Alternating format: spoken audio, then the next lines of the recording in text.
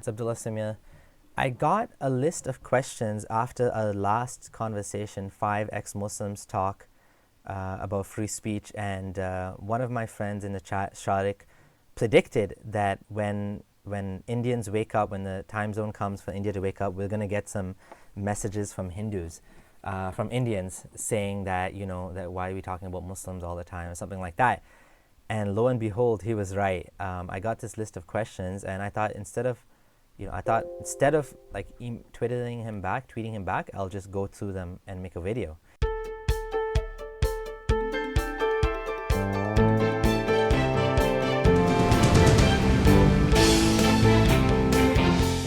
So he said, this is probably a Hindu. He said, my questions might anger you, or you might readily disregard me as an anti-Muslim bigot, but I will ask nevertheless.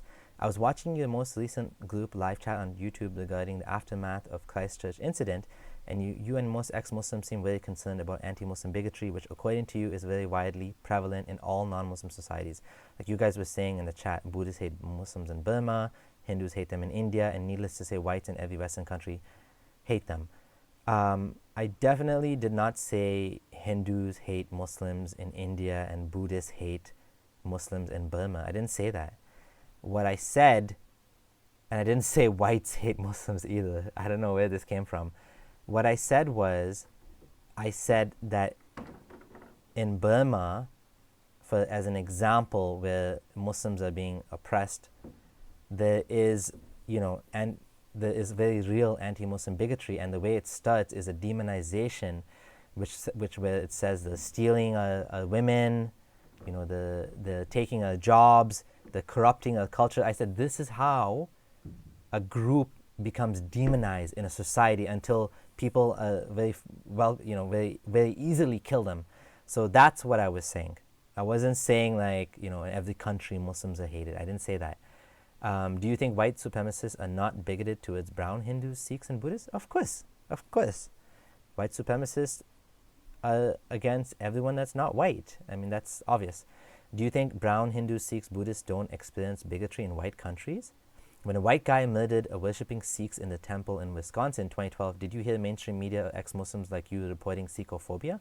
Why this marketing of Muslims alone as victims of bigotry?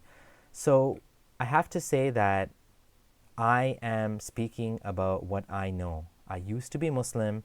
I understand, and my family members are still Muslim, and I'm still connected to the Muslim community in some sense. So when I hear, about 50 Muslims being killed, or even, 7 that happened in Quebec, like I see the fear among Muslims living here. I see the reactions. I hear from like women who go out in hijab, who are scared to go out in hijab, and I worry about my family members that wear niqab or hijab or whatever, and even the Muslim males, like you worry, like if someone looks like a practicing Muslim, including me, I mean they could be attacked as well, right? So clearly we're all in this together, whether you believe in Islam or you don't believe in Islam, whether you're brown, whether you're Hindu or Muslim or Sikh or whatever. Bigotry and hate is towards basically everyone, and white supremacy is a type of racism, right? It is racism. So obviously, I'm just talking about what I know. I don't know the Sikh community. I don't know the Hindu community. I don't know, and when like I do know that after 9/11, a Sikh guy was killed because someone thought he was Muslim. So yes, it does happen, and I know that it happens, and I'm not saying it doesn't. I'm just talking about what I know. Let's turn to Muslims now. What % of Muslims, say in UK or Canada, you think are conservative? I'm not talking about radicals, just conservative. So I think he means conservative Muslims, not conservative like political ideology. So conservative Muslim means someone that prays 5 times a day and stuff like that, right? I'd say probably less than 5%. Probably less than 5% are conservative practicing Muslims, but it varies from society to society. In some societies, it could be a lot more. In Canada, in US or UK, I don't know about UK, but I know in Canada, the ones that pray 5 times a day are 1 in 100 maybe, and the ones that actually go to the mosque on Friday are maybe like 20 out of 50 maybe, 40%, 30% maybe. The ones that go for Eid prayer are maybe like more than half, or more than 75% maybe. Once a year they go for Eid, or twice a year they go for Eid namaz or Eid salah. So it's a small number that are actually conservative Muslims, but I mean it's all over the place, right? Like I mean, some of them are like most of them are very strict about halal meat, but in the Desi community, in the Arab community, they're less strict about halal meat, and so it's all over the place, right? It's all over the map. But I think it's a small percent. Number 4, this is the most important question. Do you think practically zero bigotry exists in the minds of conservative Muslims towards non-Muslims compared to vice versa? I'm talking about conservative Muslims as a people here, not Islam as an ideology. Like, for example, how do conservative Muslims, whether in Muslim countries or in the West, view homosexuals or idol worshippers like Buddhists or Hindus? Is there any bigotry there? So, so obviously, conservative Muslims, again, they differ from person to person, but yes, I'm sure bigotry exists in every group towards outsiders, right? So, you know, like in terms of conservative Muslims, I don't know if they're bigoted against homosexuals, all of them. Some of them just believe that this is immoral what they're doing, but they would say the same thing about like someone that has a girlfriend. They're also immoral, right? They would say they wouldn't. Some of them would see non-Muslims as, I guess, inferior. Again, if you look at what I was talking about in the last video I did, Hamza Yusuf talked about this and said that, you know, and you have to differentiate in conservative Muslims between Salafis and those that call themselves, that consider themselves to be following what they call traditional Islam, right? Which is basically they call themselves the Sunnis, although Salafis call themselves Sunnis too, but they're the ones that usually follow madhabs and they tend to be Sufi, but not always Sufi. So those guys, their version of Islam is less hateful and more forgiving and more loving, whereas Salafism is very hateful and black and white, and this is the one that gets a lot of funding. So as I mentioned, you know, in the last live chat, the last video I did, that Hamza Yusuf in 2016 had written an article called "The Plague Within," which talked about this very ideology of Salafism being a plague in a community, how it's hate-filled, and how it's been taught all over, you know, in Mecca and all the Arabian Peninsula, and it's spread all over the world.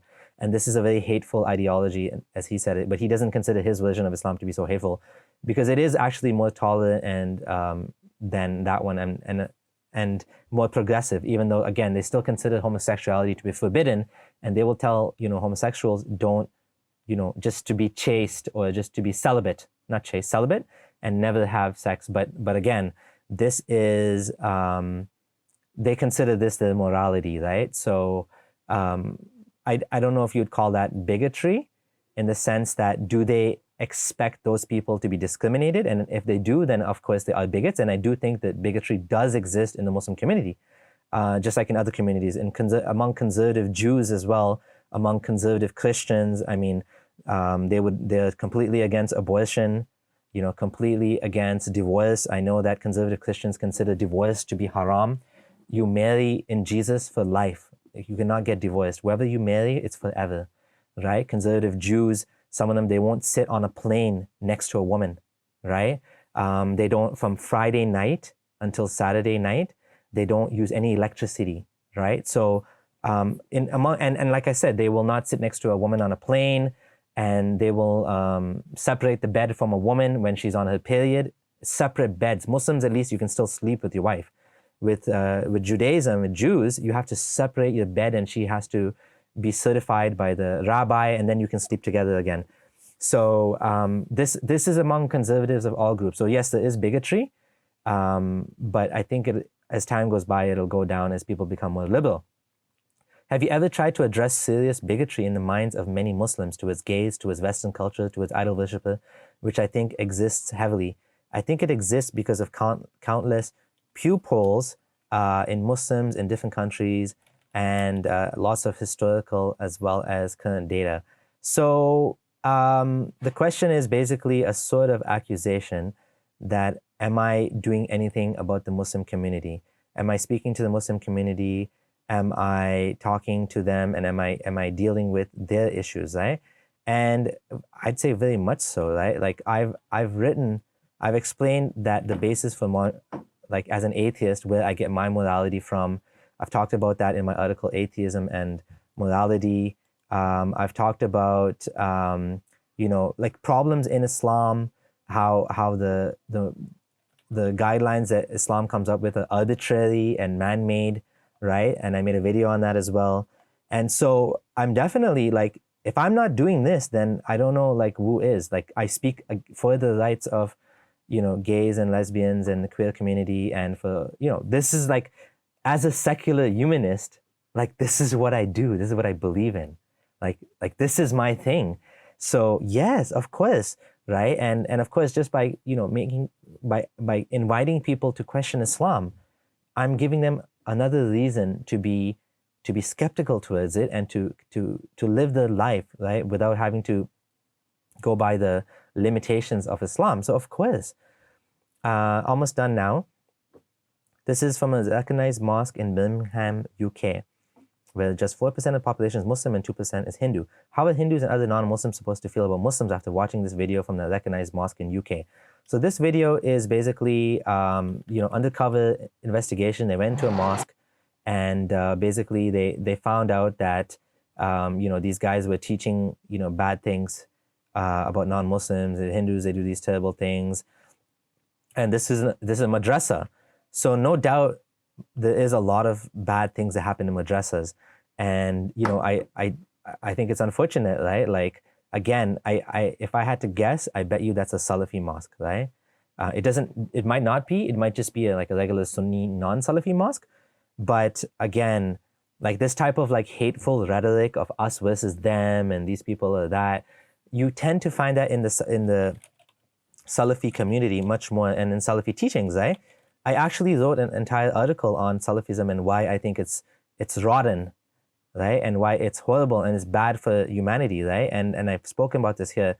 And this is the version of Islam that gets the most funding from Saudi Arabia and elsewhere. So yes, I do think there is a problem, especially in the Salafi community, much worse than in the Sunni community in general. But of course, Islamic teachings there is a lot of bad things in the Quran, right? And I mean, I hate to say it, that there's like, there's things in the Quran that you can't avoid, you can't ignore, and it's just unfortunately there, right? And I have an article on this, in going through the different quotes in the Quran that talked about the worst creatures and this and that, which is basically Allah's bigotry, right? If you want to call it that, bigotry of Allah against us humans, right? So yeah, I do think that, I feel like this is coming from a very accusatory tone, and I'm not sure what exactly the point of this was, but yeah, I do think that's unfortunate that there are these terrible teachings in the community, and I hope that it changes, and I hope that these things get aired out and exposed. And if you live in a more global world than ever before, that you have to live next to a Hindu, next to a Jew, next to an atheist, and so you learn to live together, and you learn to see that, oh, this person is not that bad. A lot of people I know that lived in a country like Saudi Arabia, and they came to Canada or whatever, and they were like, I met non-Muslims for the first time. Imagine that. I met non-Muslims for the first time, and I saw the good people, and I started to doubt, how can these people go to hell? Why should these people go to hell? But when you're distant and enclosed and, away from everything in your own Muslim country, you don't necessarily see these things, right?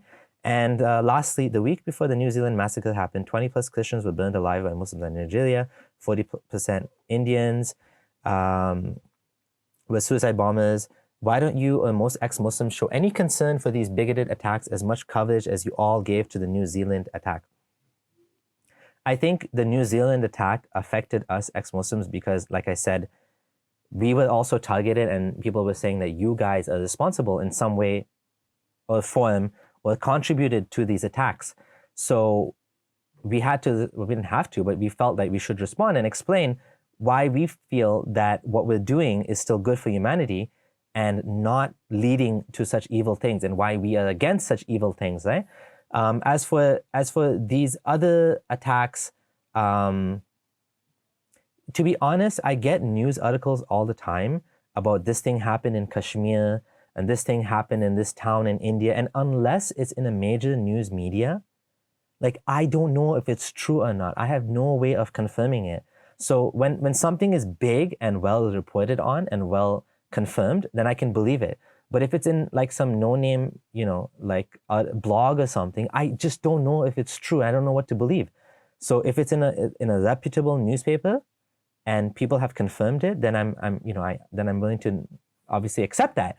But like, I get a lot of this news and I just don't know if it's true. Unfortunately, that's just the situation. I'm far removed from what happens in India.